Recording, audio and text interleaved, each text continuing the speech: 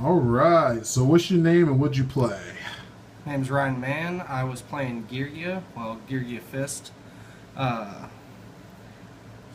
it was a pretty tough tournament, but made it through. Luckily, didn't see any stupid light swarm blowing everything up, but I had some stuff in there for that anyway.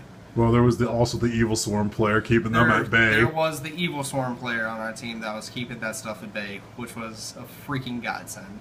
And this was the Yeti Gaming Springfield win a Lavalval chain tournament. He got top 4. Let's go ahead and go into your deck profile. All right. Got the standard 3 armor, 3 arsenal, 3 accelerator, 3 MK2, and Ano. Ano is my MVP of Geargia. I don't care what anybody says, he's the best. Then I got 2 fire, 2 ice. Got them in there to pop stuff, although I really didn't see them at all. They were kind of iffy. I really only saw them against Mr. George Johnson, the first place player. Only other time I think I had him was against a Madolce guy who kind of shuffled my Fire Fist guy away. The Madolces. I should say Fire Hand, I suppose, but either way. Madolces, God. Then I had 2 Max C. I really just teched those in because I've always been iffy with Max C. And I teched them in like last minute, and they worked out fabulously. They only came out against George Johnson, his fat deck. Then we got 2 Magic Tripart lineup, 2 Ghost Hollow MSTs. If you can't see that. Dark Hole, blow up everything. 2 Soul Charge, it was alright. It brought me back quite a few times. I would maybe put it down to 1. 1 or 2 is fine. I really wouldn't go to 3 because that is just way too cloggy and burns life. Then the other thing that was really kind of iffy was Potted Dualities. I teched those in there because I hate Upstart Goblin. I do not like giving my opponent 1,000 life points just to draw 1 random card. I'd rather sort through, especially turn 1, to grab armor, but armor or a trap card, I should say, if I have armor but no protection. I did that quite a few times. It really sucks when you have Arsenal, though, and you don't have a way to pull him, because if you have Arsenal, you can't tribute him to special summon armor. So then it becomes a really iffy thing. That happened to me a couple of times. I might be teching those out. I'm not sure yet. I'm going to do some play testing. On to the traps. The standard 3 gear. They worked out phenomenal. Just absolutely phenomenal. I really am sad that they're going to be hit. But I know Mr. George Johnson behind the camera is quite happy about this. Yes, I am. Very. God.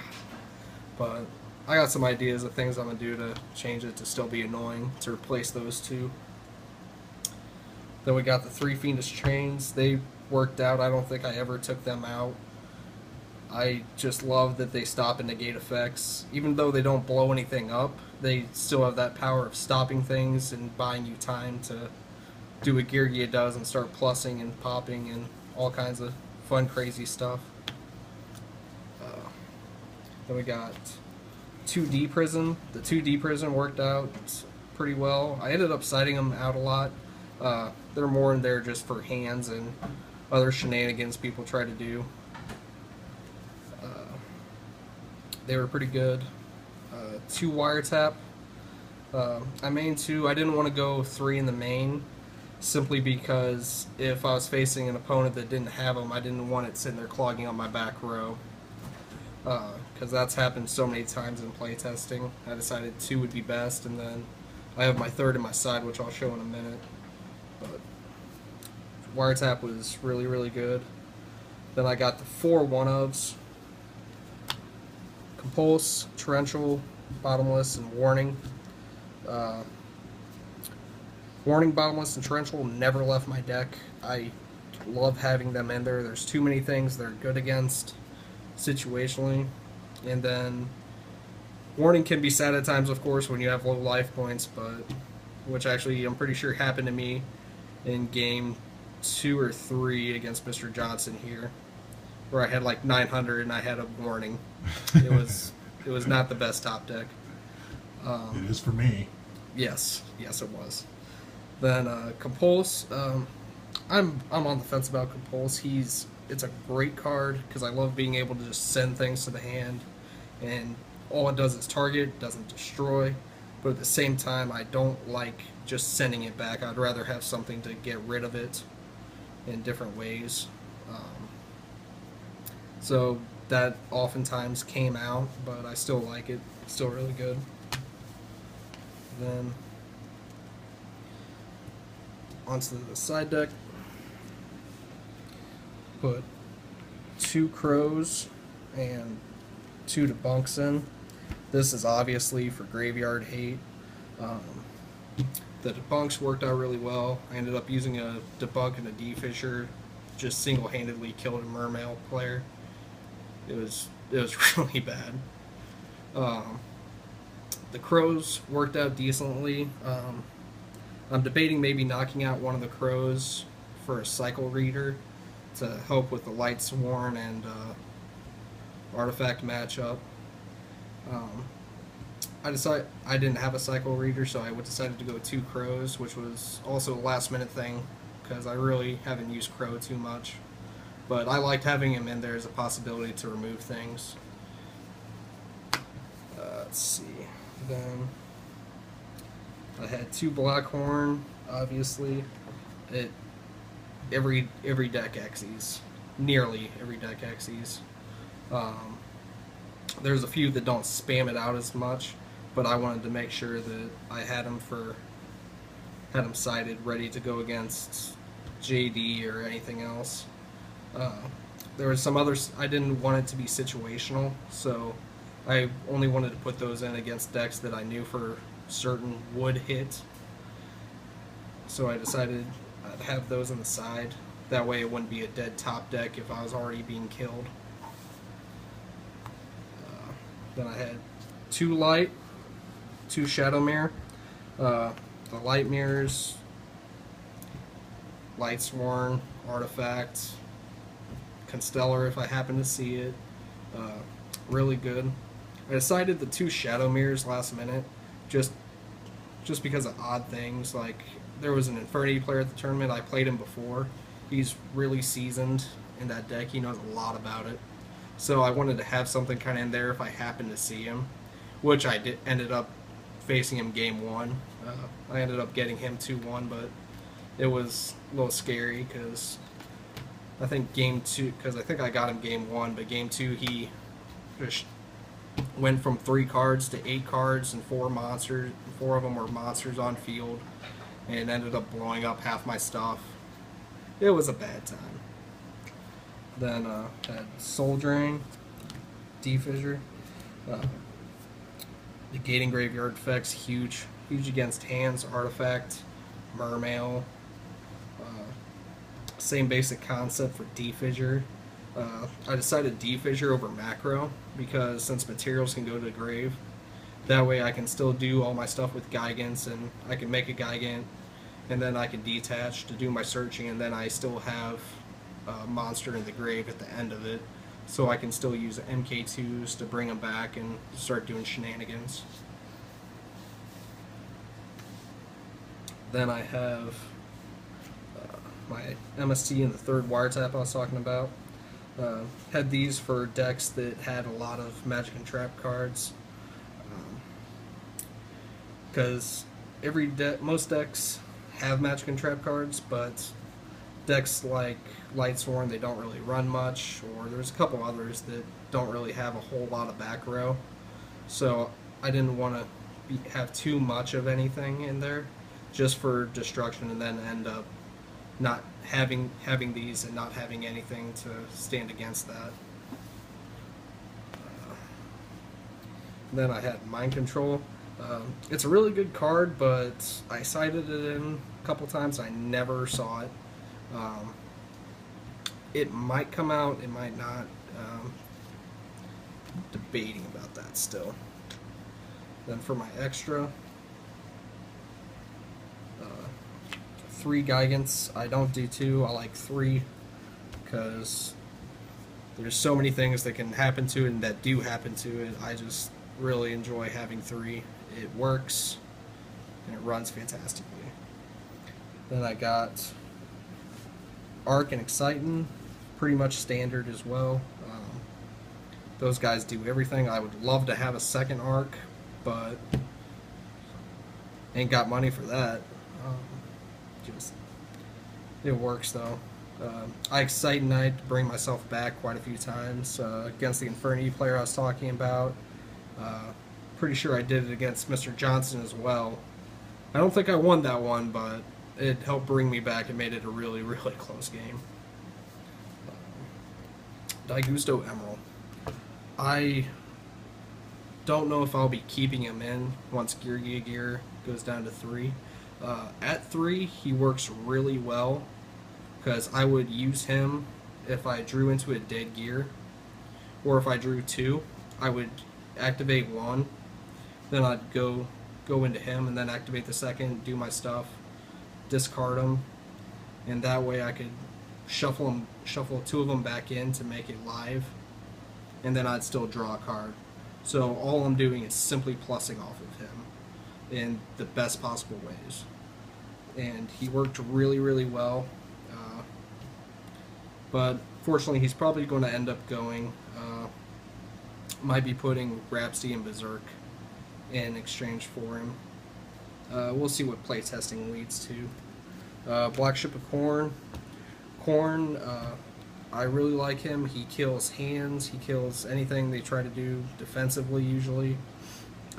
He can kill a Moltok because it's less than or equal to. So somebody brings out a 21 beat stick and then you have 2 4s overlay. You can just pop him and deal damage. You don't have to worry about trying to run into trap cards trying to kill this one guy that he got basically for free. Then Abyss Dweller. Dweller works for hands, artifacts. I really didn't go into him, which was really surprising. Because in a lot of my playtesting, I usually do go into him, but I just didn't have a reason to. Then my 2 Game Stealers, Cowboy and Heartland Draco. I didn't go into Cowboy, but I always like having him as a possibility. Because if they're really low, you can sit there and just Cowboy him, and you don't have to worry about him being in attack position. He's a solid 24 defense, and he can also be used to run over things if you have a problem. He's just really versatile and really good. I won't be taking him out because I really like him. Heartland Draco, he's an iffy game stealer. Once or twice I used him. He usually got killed, but I'd usually just, if I had some defense and another Xe, I'd just go into him for fun just to bait things out, trying to knock my opponent down for 2,000. He usually died, but against I faced an Inzektor dude who ended up, I believe, getting second.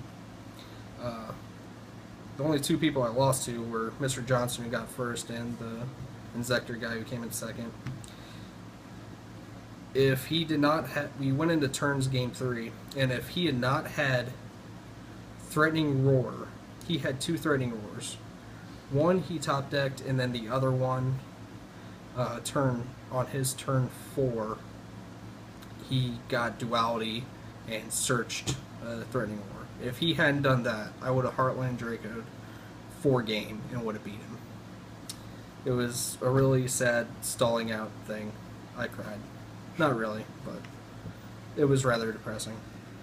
Karma in action, I suppose, for other things done. Then I had Ragna Zero.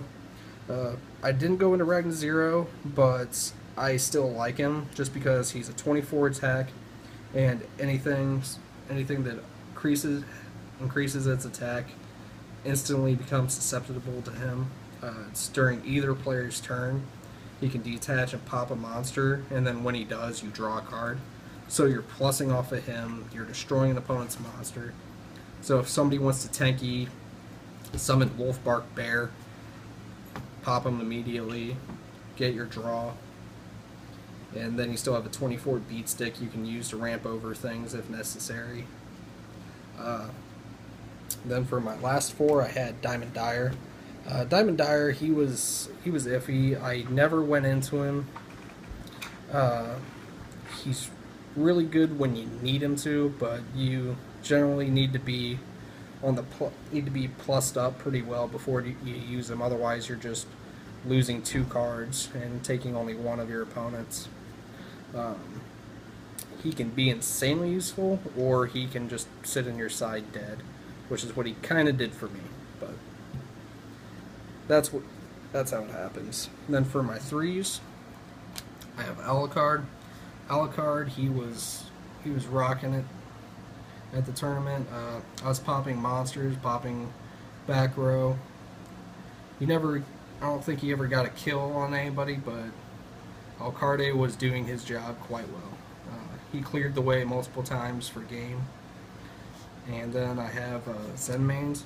I decided Zen mains because I like having something that can face down hands or Molotov and sit there and survive, and then at the end phase pop something else. He's iffy though, because he's got a good defense, but he can be ran over multiple times and then he doesn't get an effect. It makes your opponent work for it, but if you're on the defensive and you need something to be on the field, he may not be the best decision. He might come out for mech-equipped Engineer, because Engineer will just stay on the field basic, or Engineer can protect himself or another monster. So that's why he can be very useful. Then for my last 3, I have Soul of the Silver Mountain. I usually go into him a lot, although this tournament I didn't see a reason to go into him at all. Everybody was running Fiendish Chains, so there was no point bringing him out just to get chained. I found that Alucard was a better choice, because that way I could just pop either monsters or back row, and that usually set it off well enough. And that's my deck profile. All right, that's top 4. Ryan Mann, Geargia hands.